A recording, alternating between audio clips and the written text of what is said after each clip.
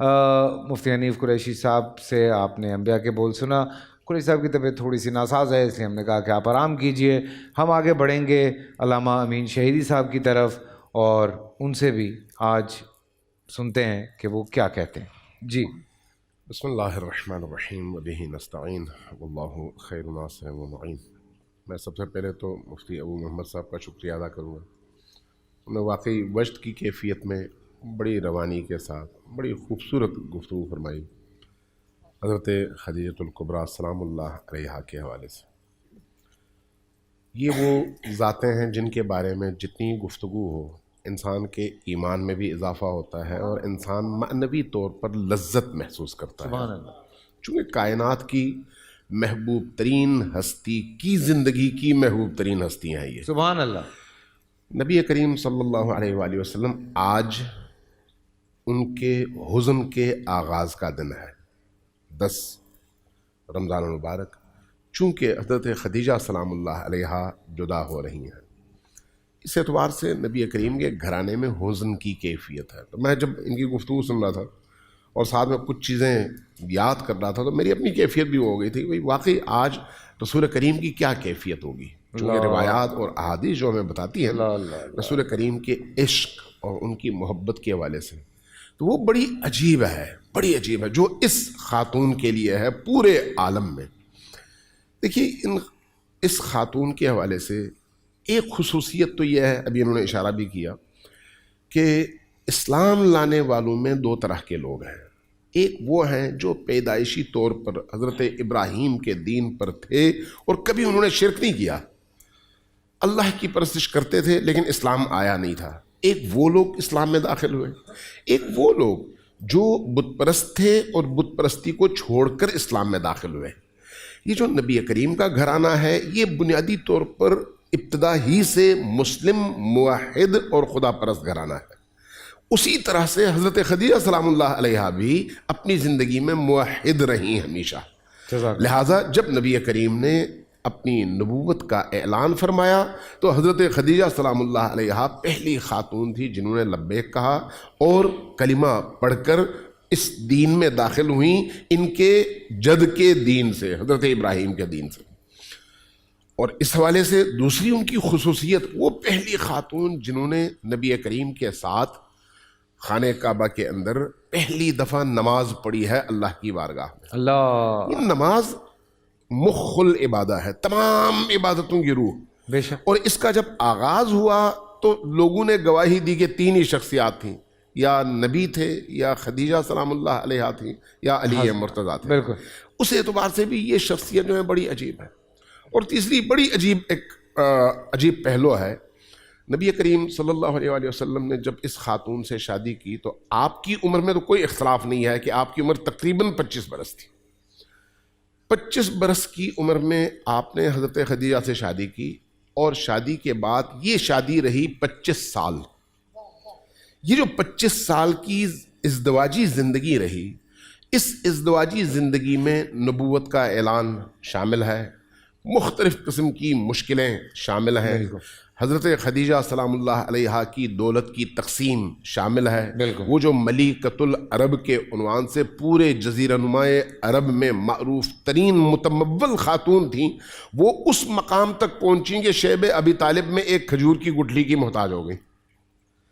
یہ اسی دوران کا واقعہ ہے جس میں انہوں نے اپنا سب کچھ نبی کریم پر اور نبی کریم کے دین پر خرچ کیا ہے. سبحان اللہ. روایت کی گئی ہے کہ جب نبی کریم کی پالنے والی وہ خاتون حلیمہ سعدیہ تشریف لائیں اور آپ کے گھر تشریف لائیں تو حضرت رسول خدا نے ان کو بڑا احترام دیا. اب وہ مسلمان نہیں ہوئی تھیں، اسلام انہوں نے قبول نہیں کیا تھا، اپنے شوہر کے ساتھ آئی نکال کر.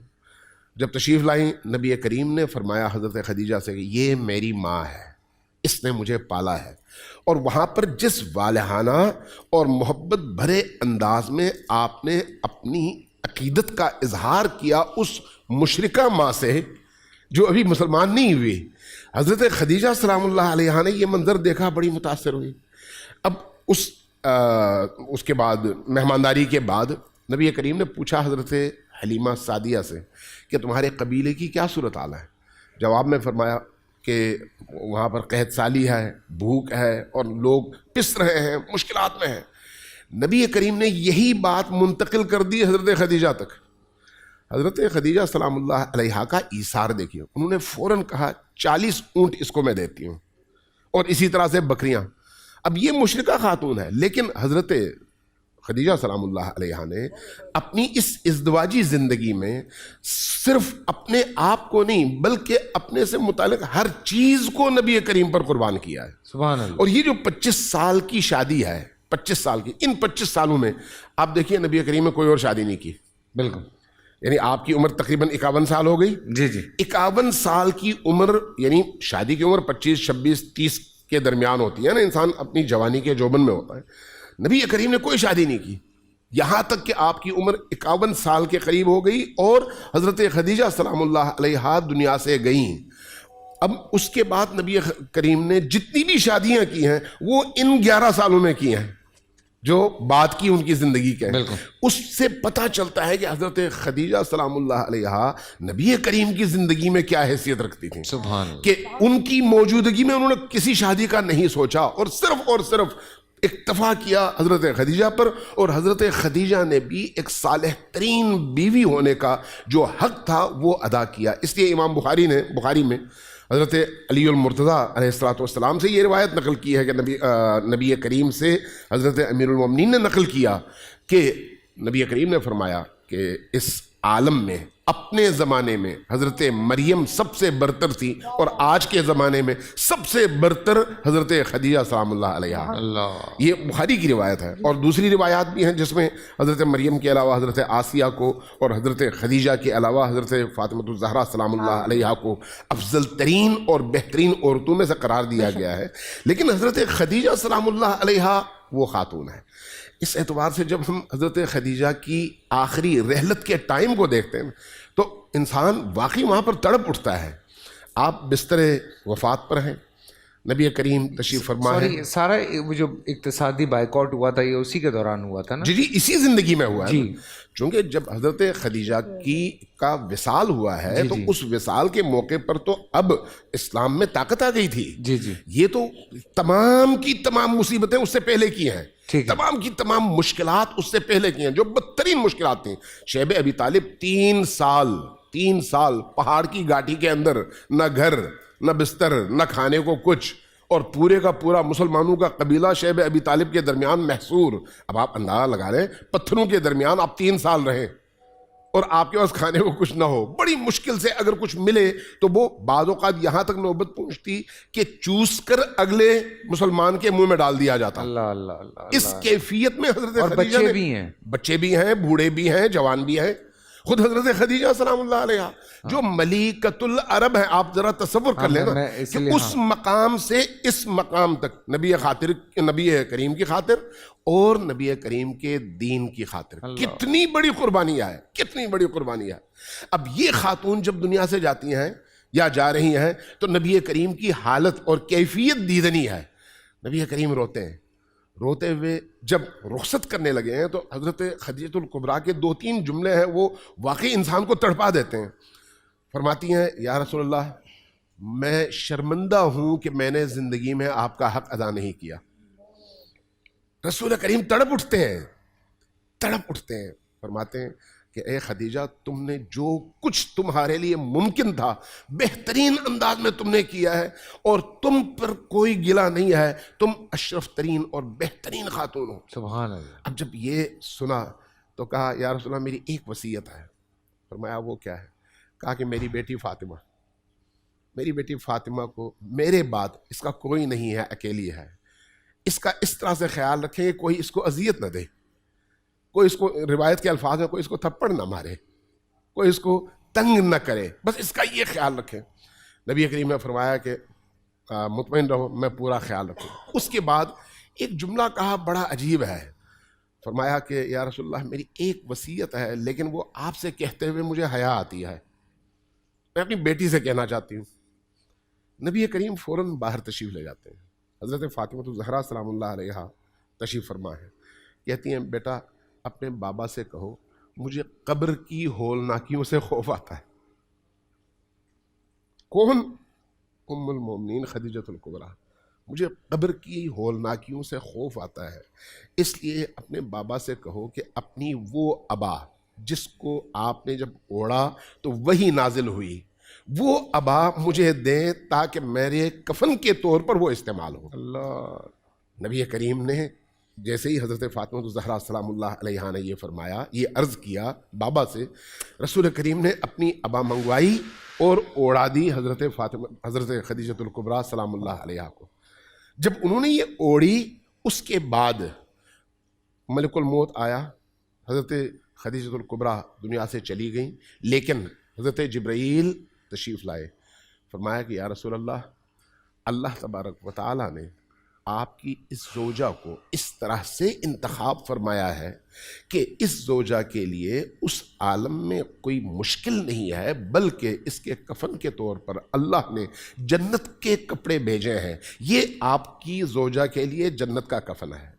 اب رسول اللہ نے پہلے اپنی ابا اوڑھائی کفن کے طور پر، پھر اس کے اوپر جنت کا وہ کپڑا جو کفن کے طور پر آیا تھا اس کو استعمال کیا کفن کے طور پر، دو کفن پہنا کر اس دنیا سے حضرت خدیجہ سلام اللہ علیہا کو رخصت کیا ہے۔ اب ایک زوجہ کے لیے رسول کریم جو اس پورے عالم کی روح ہیں، رسول کریم اس پورے عالم کی روح ہے، اگر وہ نہ ہو تو عالم کچھ بھی نہیں ہے، اگر عالم ہے تو رسول کی وجہ سے ہے، وہ روح ہے، عالم ہے۔ وہ ہستی اس زوجہ کے لیے روتے ہوئے کہے کہ یہ سارا سال میں غم مناؤں گا، حزن کروں گا، یہ سارا سال میرے لیے حزن کا سال ہے۔ دو مناسبتیں ہیں، ایک حضرت ابو طالب اور ایک حضرت خدیجہ، لیکن یہ سارا سال ان دو ہستیوں کی وجہ سے نبی کریم سارا سال غم کا سال اور حزن کا سال مناتے ہیں۔ اللہ، یہ چھوٹی بات نہیں ہے، یہ وہ ہستی ہے۔ اللہ تبارک و تعالیٰ سے دعا ہے کہ ہمارے دلوں کو ان ہستیوں کی نورانیت سے منور فرمائے۔ آمین آمین آمین۔ اللہ اکبر، اللہ اکبر، سمجھ بن دیا۔ اوہ ہوئے ہوئے ہوئے، دیکھیں بڑی چھوٹی چھوٹی چیزیں ہوتی ہیں، لیکن کبھی کبھی جب ان کو یاد کیا جاتا ہے تو کیسے دل بھر آتا ہے، اور واقعی بڑا خوبصورت انداز اس بیان کا۔ پورا سال انتظار تھا مجھے اس رمضان میں، 30 دن 6 ٹیمز، 12 کنٹیسٹنٹس اور کیش کا پاؤں۔ اب گیم وہ ہوگا جسے آپ کا نہیں ہے، جس میں جو کرنا تھا کر لیا۔ لاکھوں عوام کو دینے کا ذمہ ان میں حصہ، شور گونجے گا ہر گلی نکڑ اور دکان، رمضان لیگ بنے گی آپ کی پہچان، نعرہ لگے گا تو پارا چڑھے گا۔ گیم شو ایسے چلے گا، رمضان لیگ، روزانہ شام 7 بجے صرف بول انٹرٹینمنٹ پر۔ بول انٹرٹینمنٹ کے شوز دیکھنے کے لیے ہمارے چینل کو سبسکرائب کریں اور بیل آئیکن پر کلک کرنا نہ بھولیں۔